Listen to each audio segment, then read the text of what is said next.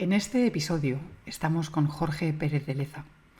Jorge es un reflejo de su firme compromiso con el liderazgo, la educación y la responsabilidad social. Es CEO de Metro Acesa. Tiene un MBA por la Harvard Business School, un máster en Ingeniería Industrial por el ICAI y desde el 2017 es profesor asociado en la Universidad IE. En 1998, junto a su amigo Javier Goyeneche, fundador de Coalf, Jorge fundó la Fundación Deporte y Desafío, una organización sin ánimo de lucro dedicada a la integración de personas con discapacidad a través del deporte. En este episodio, Jorge nos habla de la discapacidad física o de las capacidades variadas, como él lo llama. Él mismo sufrió un accidente en los Sanfermines a los 25 años, desde el cual se mueve en silla de ruedas.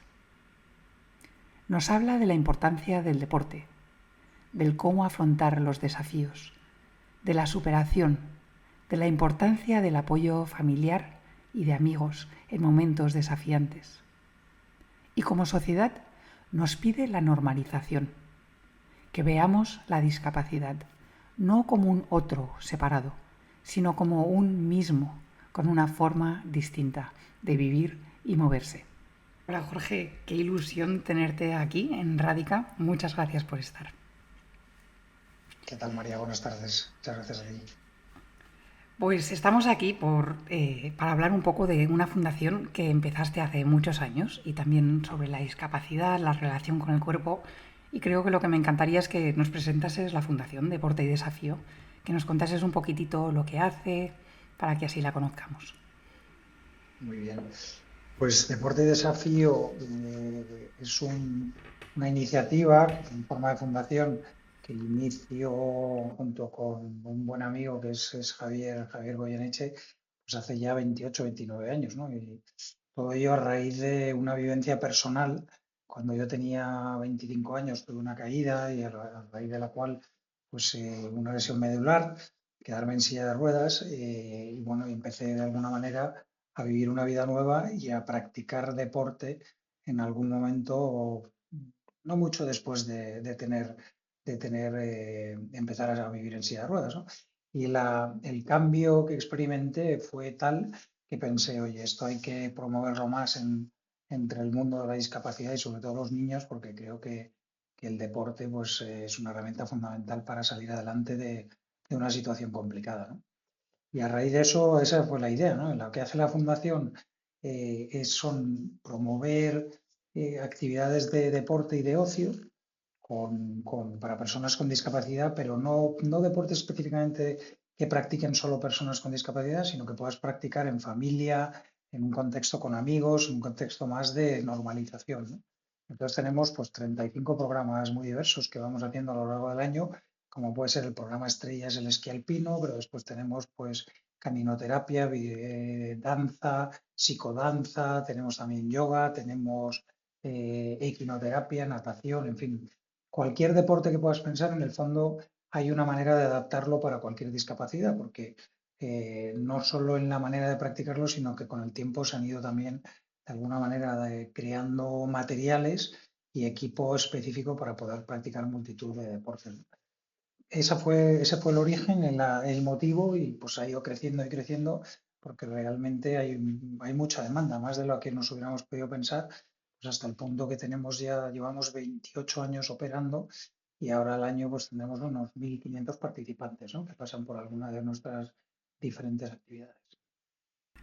Quiero añadir aquí que tú y yo nos conocimos poco después de tu accidente y que además y que soy testigo del deporte porque, o sea, que yo creo que había pasado, no sé si había pasado un año o algo así desde tu accidente y ya hacías todo tipo de deportes desde en ese momento. O sea que soy testigo. ¿Qué es lo que crees que ofrece el deporte?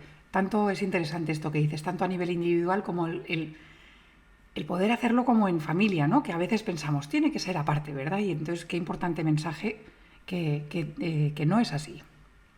Sí, o sea, a ver, el deporte es fundamental para todo el mundo, entonces, y muchas veces yo es que intento pensar que la discapacidad y la no discapacidad es que realmente no existe, es una manera un poco diferente de vivir. Pues el deporte es fundamental para cualquiera, ¿no? Sí que es verdad que en un momento de bache, el bache pues lo puedes tener con, repito, con una capacidad, con una discapacidad o no discapacidad, pues una herramienta muy buena que te puede ayudar a superarte, ¿no? Entonces, en esos momentos, y de ahí el nombre de la palabra de la Fundación Deporte y Desafío, eh, yo me di cuenta que el deporte, cuando te cuesta más o cuando es una cosa nueva y con una dificultad añadida, como puede ser una discapacidad adquirida en ese momento, te genera un desafío, porque tienes ganas de hacerlo, de superarte, sabes, de mejorar.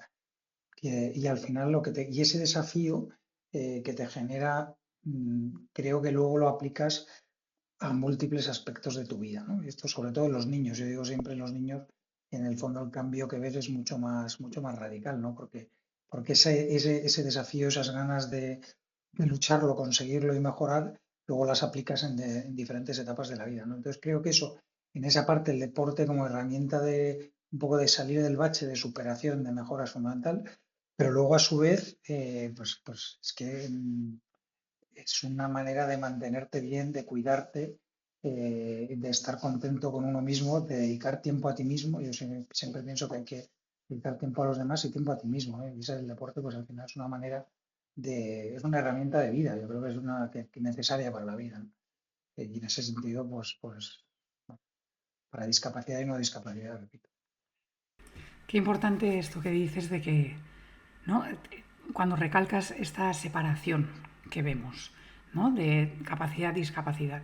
Desafíos los encontramos todos, deporte nos va bien a todos, ¿no? ¿Dónde, o sea, no sé cuál quiero que sea la pregunta, pero ¿dónde ves tú que podemos mejorar en eliminar esa barrera de diferenciación y por qué es importante? Yo creo que a ver, yo tuve el accidente hace 30 años, ¿no? Creo que fue ya. eh, ha- la evolución ha sido, o sea, digamos que la situación en cuanto a percepción de las diferentes discapacidades que existen, el cómo tratarlas, el cómo tratarlas desde un punto de vista médico, desde un punto de vista emocional, desde un punto de vista social. Hemos mejorado tremendamente, por lo menos digamos, en entornos más occidentales, ¿no? Luego ya cuando te vas a países menos desarrollados, pues ya el tema cambia, ¿no?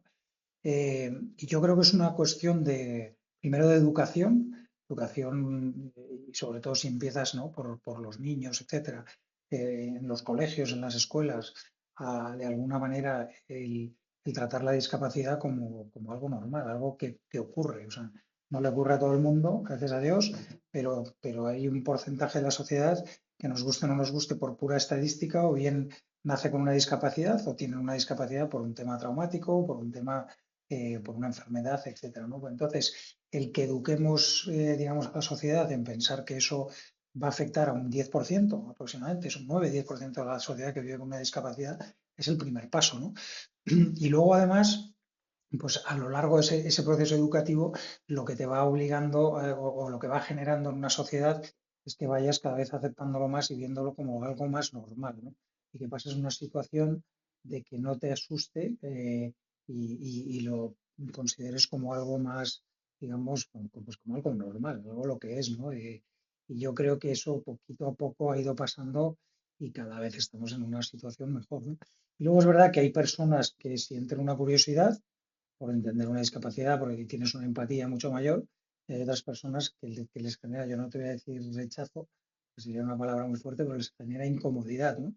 Eso cada vez son menos, ¿no? Yo creo que, vamos, en mi vida alguna vez habría visto a alguna persona que se sienta incómoda y tal, rechazo nunca, y la parte más de curiosidad y que querer entender y ver cómo lo gestionas y como tal, cada vez ha ido más, ¿no? Con lo cual yo creo que eso, si lo extrapolo al resto de la sociedad, pues creo que hemos mejorado. Sí, hace poco leí un artículo, ¿no? De lo importante que es el convivir para entender que las diferencias son mucho menos siempre de lo que pensamos y entonces de lo importante que es pues que nuestras ciudades estén adaptadas para que, por ejemplo, en tu caso, una silla de ruedas pueda entrar en todos los lugares o no y entonces si la convivencia es lo que hace que, que dejemos de ver estas diferencias, y voy a añadir a lo de rechazo, yo a todo lo pondría en miedo, ¿no? Yo creo que Sí, lo que incomodidad. normalmente está en la base es miedo. Miedo de que me puede ocurrir a mí, es una realidad que todos podemos considerar nos puede ocurrir y quizás eso es un poco lo que hay detrás, creo. Pero lo importante que es, ¿no?, de que todo esté accesible y adaptado para que cualquier forma corporal pueda entrar. Hablando de cuerpo, hace poco, ¿no?, contacté contigo también porque leí un artículo que me interesó muchísimo sobre que era una cosa que es, luego pues lo pienso muy obvia, pero hasta entonces realmente no me había sentado a hablar, a pensar en ello. Y era un estudio que hablaba de unos deportistas con sillas, en ese caso mecánicas, y cómo explicaban su experiencia con la silla y cómo la silla se vuelve su cuerpo, ¿no? Porque pues es como notan los baches en el suelo, y si se mueve la silla, pues entonces saben que su cuerpo se está moviendo, ¿no? Es como, por ejemplo, su contacto con el suelo es a través de la silla. Me encantaría que me hablases, si esto tiene relevancia para ti, si tú también sientes cuál es tu relación, en tu caso con tu silla, otra persona puede ser un bastón, otra persona, ¿no? O sea que cada uno puede tener el dispositivo o en deporte a lo mejor tienes otro tipo de silla, ¿no? ¿Qué representan para ti esto cuando hablas de tu cuerpo? Bueno, para empezar, claro, se convierte en cualquier prótesis o herramienta de ayuda, no solo de ayuda, sino de casi de supervivencia para la vida diaria, pues te guste o no, se acaba convirtiendo en una extensión de tu cuerpo porque lo necesitas. O sea, que es que, dices, si yo quisiera vivir sin mi silla de ruedas o ir a un sitio sin mi silla de ruedas, no podría, con lo cual, o sea, y yo creo que además, no sé, yo no lo llego a sufrir, pero sí que es verdad que hay gente que inicialmente puedes tener un rechazo. Ahora yo necesito esto, ¿no? Qué horror, qué tal, que no sé cuántos. Cuanto antes superes ese rechazo y te des cuenta que es, pues, simplemente es una, vamos, simplemente es una herramienta necesaria para vivir y por tanto se acaba de convertir en algo necesario que tienes que, pues de alguna manera, el aceptar y considerarlo como una parte de ti, ¿no?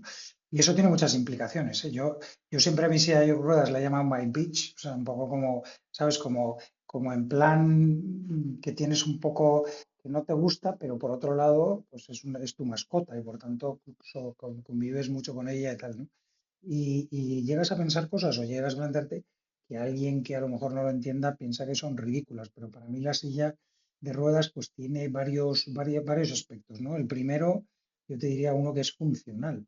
O sea, al final date cuenta que, salvo en el momento que estés en la cama o estés en, no sé, en un asiento porque te hayas sentado y tal, el 90% del tiempo del día estás sobre tu silla de ruedas, ¿no? Y por tanto tienes que tener una silla de ruedas que sea funcional, que se adapte bien, que te funcione bien, que no se estropee, que no se rompa, que no, ¿no? Y eso tiene una serie de implicaciones que no todas las sillas de ruedas son iguales, ni mucho menos, ¿no? Y eso pues tiene al final, qué tipo de silla de ruedas le hace falta. Ya estamos hablando solo de silla de ruedas, pero podemos llevar esto a cualquier tipo de prótesis, etcétera, ¿no? En ese sentido hay multitud de, digamos ahora, de posibles adaptaciones y al final que te hacen la vida mucho más fácil. O sea, yo, por ejemplo, pues por trabajo que tengo, no deporte y desafío, pero otro, pues viajo muchísimo, ¿no? Y una época en que a lo mejor pues cogía al año 150, 180 aviones, pues yo lo que quería era una silla fácil de transportar que no se rompiera, porque imagina que te vas de viaje no sé dónde y se te está rompiendo todo el rato, que además fuera estrecha para poder caber en puertas donde a lo mejor llegas a hoteles que no estén adaptados y tal. Bueno, pues todo eso al final se acaba convirtiendo en algo tan necesario para ti que tienes que pensar en ello, ¿no? Entonces yo, pues en ese sentido, recuerdo que en Estados Unidos, bueno, que conocí a una persona que fue la primera Bob Holtz, que fue el primero que corrió maratones en Estados Unidos, el maratón de Boston, hizo un diseño de silla de ruedas espectacular, que tú lo habrás visto, que nadie la tiene igual, pero es comodísima, funciona fenomenal, está soldada, no se rompe, pones el centro de gravedad. Entonces esa silla de ruedas, desde que me hizo en la primera, la he ido repitiendo en diferentes sitios que me la han ido fabricando totalmente a medida. Esa es la parte funcional. Luego está la parte más, yo te diría, estética, que parece que no es una tontería, pero para mí, por ejemplo, no lo es. O sea, yo creo que la sensación de que a mí me gusta es que cuando, o sea, tú fíjate que dos maneras diferentes de, si tú me estás esperando en un restaurante, yo llego y dices, ah, mira, viene una silla de ruedas, ay, es Jorge. Mientras que la otra manera de verlo es, anda, mira, llega Jorge, uy, si viene en silla de ruedas, ¿no? Fíjate que dos maneras diferentes, ¿por qué? Porque la silla es pequeña, es estética, es chula. Entonces yo creo que esa parte pues denota un poco tu personalidad también. Es una silla que denota que eres activo, no eres activo, eres más o menos dependiente, que no pasa nada porque lo seas, pero bueno, yo creo que esa parte para mí por lo menos también tiene su importancia, ¿no? Y luego hay una tercera que ya es sentimental, que en el fondo es un poco ridículo, pero está relacionado, es que la cuidas mucho. O sea, yo es una, claro, de la silla, pues le hago su mantenimiento, la cuido, no me gusta que esté sucia, que esté rayada, que esté, ¿sabes? Yo, pues oye, la engrasas, cambiar los rodamientos y tal, ¿no? Es una cosa que, pues hay gente que es verdad que no todo el mundo es así de claro. Yo a lo mejor siempre he sido un poco maniático también de, oye, pues las bicis o el coche, tenerlo cuidado y tal, pues eso lo llevas a la silla con todavía mayor énfasis, ¿no? Si ¿no? Pienso que podemos relacionarnos todos con lo que estás diciendo, ¿no? Cada uno con nuestra forma corporal o nuestra corporalidad, sea cual sea, ¿no? Yo también quiero que mi cadera funcione bien, pero no la puedo mandar al mecánico con la misma facilidad, quizás, que puedes mandar a la silla o cambiarla, decir, mira, ¿sabes qué? Bueno, Que pero está... imagínate que tuvieras una prótesis y que fuera ajustable, pues es un poco Sí, lo mismo. O sea que sí, esto es sí. una prótesis externa y en algunos casos, pues no sé, un marcapasos, pues un marcapasos cada cierto tiempo requiere un ajuste y tal, pues es un poco lo mismo, ¿no? Al final yo creo que tienes que aprender a convivir con ello, ¿no? Incluso, ¿no? Cogerle cariño es un poco extremo el pensarlo, pero es verdad que al final, bueno, después de tantos años, pues sí, sí, le llegas a coger cariño. Sí, me imagino, se vuelve, es que, ¿no? Es tu compañera en todo momento, ¿verdad? Y además sí. Em, Jorge, tú pasaste un accidente con 25 años, que es la razón por la que estás en silla de ruedas. Con eso tuviste que cambiar tu relación con tu cuerpo, ¿no? Era de repente un cuerpo que habías conocido hasta los 25 y de repente pues el cuerpo era distinto, digamos. ¿Qué crees que fue para ti lo que más te ayudó a, a poder vivir con ese cambio, a afrontar ese cambio, integrar ese cambio? Yo creo que es el aprendizaje de lo que te ha ocurrido lo que te ayuda a superar una situación, ¿no? Yo creo que tienes, o sea, en una lesión medular que al final, pues lo que te ocurre es sufres bien sea por un tema traumático o una enfermedad, generar una desconexión de lo que es una parte de tu cuerpo con el cerebro que puede desencadenar, pues en el caso de una lesión completa, en falta de sensibilidad, falta de movimiento. Claro, tú de repente te despiertas y estás con un cuerpo averiado completamente, un cuerpo que un porcentaje muy alto, pues parece como inservible, ¿no? Porque de alguna manera ni lo sientes ni lo puedes mover. Bueno, lo que te das cuenta, sufres una fase inicial que es un poco yo no sé cómo decirlo, no es de rechazo, pero es como de al final de shock, ¿sabes? Ante esta nueva situación, que sería un poco miedo también, como por supuesto, incluso de rechazo de eso que te ha ocurrido, ¿no? Y lo que hay que intentar es que esa fase sea lo más corta posible, ¿no? ¿Cómo lo haces o cómo en mi caso fue muy corta? Pues pasando enseguida a la fase de aprendizaje. O sea, no es la fase de superación, no puedes llegar en 2 segundos, porque es que no sabes, primero tienes que entender lo que te ha pasado, qué es lo que le ha pasado a ese cuerpo, cómo ese cuerpo, cómo puedes aprender a convivir con ese cuerpo, ¿no? Ese cuerpo que a lo mejor tiene ahora una funcionalidad menor, pero la sigue teniendo, pues cómo la puedes potenciar y cómo puedes convivir con ella, ¿no? Y eso pues lo haces leyendo, o sea, fundamentalmente leyendo, escuchando, ¿no? En aquella época cuando me ocurrió a mí no había internet todavía, pero habría libros, oye, pues podías leer sobre lesiones medulares, temas quizás médicos, temas psicológicos, temas de experiencias de otros que hubieran sufrido una situación como tal, ¿no? Y eso es clave porque te das cuenta que, como yo siempre lo digo, siempre hay alguien que está más jodido que tú. O sea, que tú a lo mejor me ves a mí y dices, uy, fíjate, este pobre, madre mía, en silla de ruedas, no sé, pero es que yo veo a otro que vaya por la calle, a lo mejor en un no sé qué, digo, joder, este cómo está de mal, y ese verá a otro y dirá, fíjate aquel, ¿sabes? O sea, que es todo relativo. Entonces, al final, el aprender a cómo superarlo, el aprender a experiencias que hayan vivido o que vivido otros, pues te ayuda, ¿no?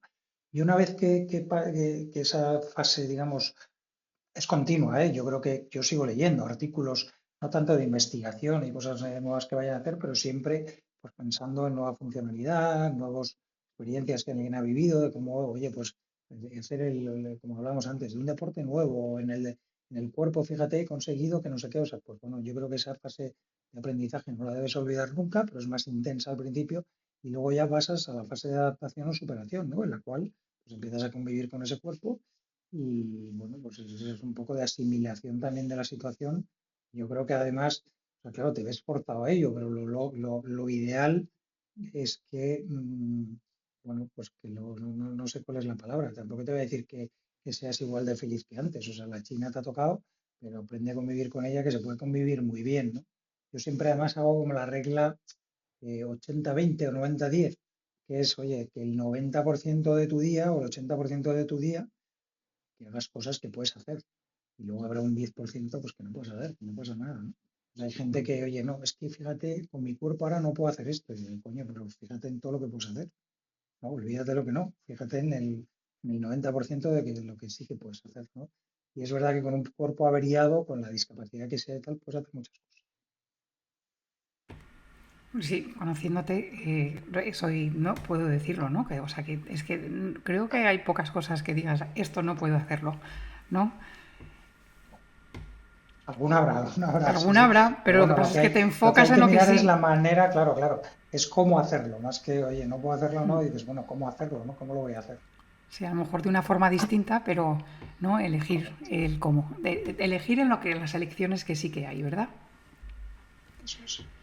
En tu vida profesional, este accidente o tu discapacidad, ¿qué efecto tiene?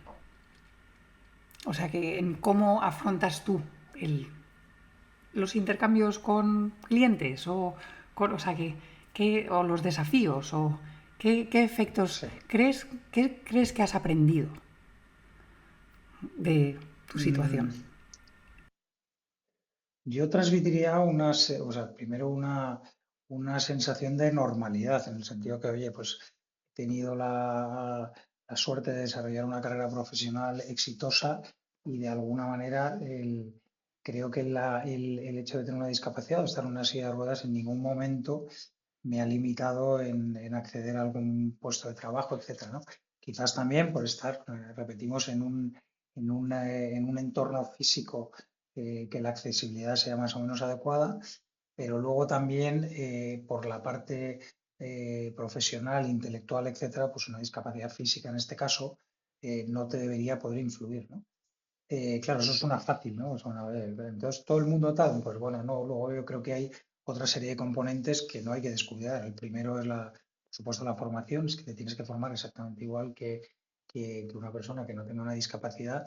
Y luego yo creo la parte, que es la actitud, que es la parte positiva. O sea, yo creo que de alguna manera, incluso el hecho de tener una discapacidad lo puedes utilizar como un factor positivo a la hora pues, de acceder a un puesto de trabajo, etcétera, ¿no? Porque sí que si tienes una actitud positiva de superación de ese desafío que hablábamos antes, a la persona que tienes enfrente que te está contratando, que te está entrevistando, o si tú estás creando tu propia empresa y estás, digamos, emprendiendo, pues esa actitud positiva de desafío y de superación y de no pensar no puedo hacer esto, sino cómo lo voy a hacer de una manera diferente, creo que es un aspecto totalmente positivo para el mundo profesional también, ¿no? De hecho, por eso antes, cuando hablábamos de deporte y desafío, ¿no? Desde los niños decíamos, o sea, el crear ese desafío, yo creo que ese desafío en el entorno social, de amigos, de interacción con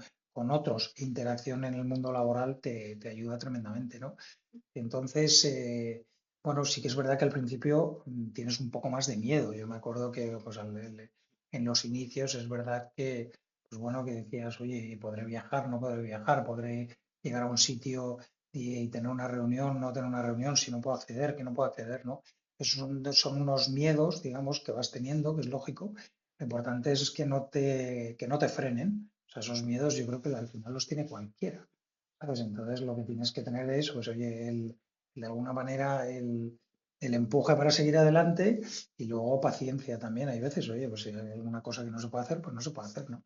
Y luego no enfocarte en trabajos que no vas a poder hacer. O sea, no, es que quiero, ¿sabes? Ser alpinista. Y digo, bueno, pues coño, anda que no hay trabajos, ¿no? Céntrate en uno que ese 90% estamos diciendo que es que hay muchos trabajos para poder hacer, ¿no? O sea, que creo que al final es un tema de pues, saber escoger y de actitud, ¿no? Y formación, nuevamente también como he dicho antes, ¿no? Y luego, oye, si en algunos casos requieres ayuda, requieres no sé qué, pues también hay, pues tener ayuda tanto de herramientas, digamos, de adaptación, etcétera, que puedas necesitar en el puesto de trabajo, como de ayuda de un tercero, que en algunos casos pues hay gente que tiene una discapacidad quizás con un nivel de dependencia mucho más alto y depende de un tercero que le ayude a hacer las actividades de día a día y también es posible. Sí, creo que lo que nos estás diciendo, ¿no? Es que, a ver, haber vivido lo que has vivido tú, por ejemplo, ¿no? Es un desafío y una superación, ¿no? Y entonces, si puedes, o sea, que cuando esa es la situación, te afecta en el resto de tu vida, ¿no? Incluido en tu trabajo. O sea, que eres una persona que conoce los desafíos y no tiene miedo a ellos y también conoce la posibilidad de superación y es por lo que va a ir, ¿no? Ese 80-90%, ¿verdad? Correcto. Es una actitud positiva y luego también rodearte, que el entorno que tengas, pues oye, que eso en mi caso fue totalmente definitivo al final, de que tener un entorno familiar y de amigos, etcétera, que te apoyen, ¿no? En una situación, sobre todo cuando estás en el momento del bache. Creo que eso fue determinante también, ¿no? Pero luego, oye, pues pasito a pasito, esto no es un tema incremental, no intentes el primer día dar el salto triple mortal, no sé cuántos, esto es irte poniendo retos que tampoco sean fáciles, o sea, yo creo que tienen que ser retos exigentes, pero día a día, ¿sabes? Día a día, y sin algún reto, en algún momento por el camino, pues tienes que pedir una ayuda, pues la pides, no pasa nada. Qué importante esto que dices de la familia, ¿no? Y pensaba en cómo en deporte y desafío es no solamente que las personas con discapacidades puedan hacer deporte, pero que con sus familias, que a lo mejor no todas tienen, las personas que componen esa familia tienen discapacidad, que lo puedan hacer juntos. ¿Por qué le ponéis importancia a que sea una actividad familiar?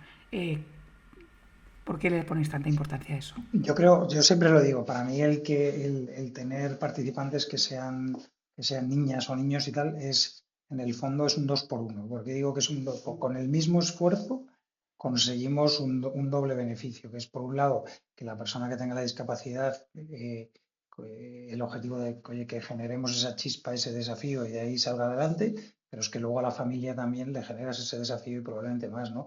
Muchas veces cuando es una discapacidad o bien de nacimiento, o bien con un accidente, un trauma, cuando el niño es joven, pues lo que te genera es una sobreprotección familiar que a veces te impide, bueno, te sobreprotege y por tanto te impide a veces tomar riesgo, y digamos riesgo, la palabra riesgo entre comillas, o sea, el hacer ciertas cosas que te van a ayudar en tu desarrollo, pero no te dejan porque oye, no vaya a pasar no sé qué, no, no sé cuántos tal. Entonces, creo que con el deporte nosotros lo que conseguimos es que esa chispa sea doble, tanto al participante o a la persona con discapacidad como a la familia que vea que es capaz de hacer esto, este tipo de deportes que a lo mejor pensaba que no iban a hacer y por tanto te abre un poco de mentes, ¿no?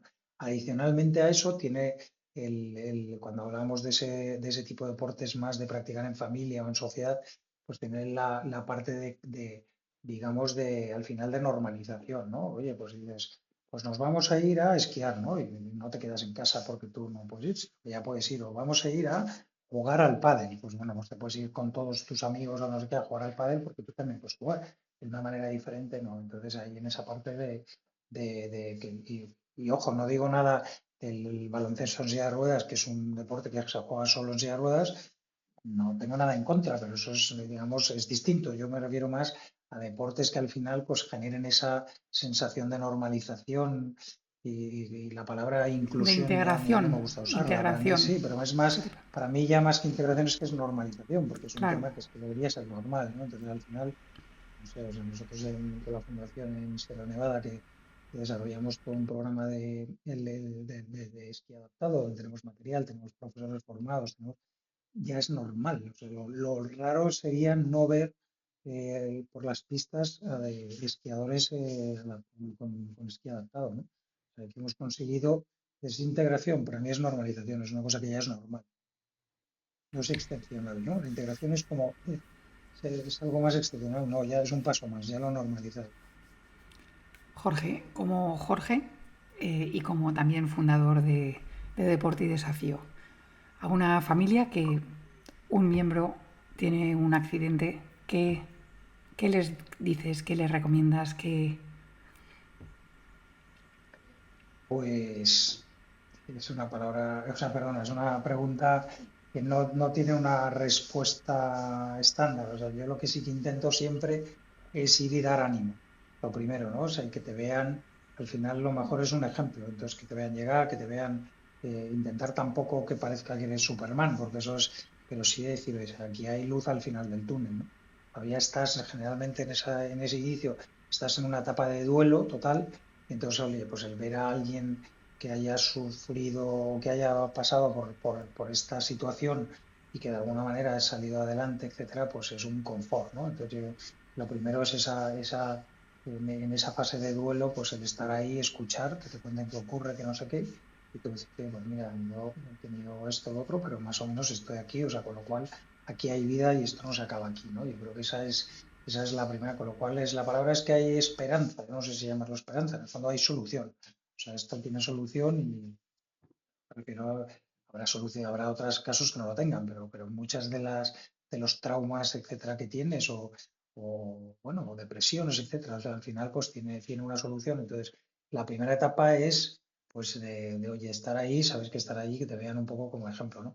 Y ya en la siguiente etapa, pues el ser un poco, actuar de coach, ¿no? Al final, o sea, yo he tenido mucha gente que iba a ir a ver al hospital de parapléjicos a lo mejor y que luego he visto cómo han progresado por el camino, ¿no? Y entonces, vamos, que dices que, pues, qué maravilla, ¿no? Al final han pasado por la fundación también y te llaman para preguntarte esto o lo otro, o bueno, incluso yo les llamo a ellos porque ya te superan, ¿no?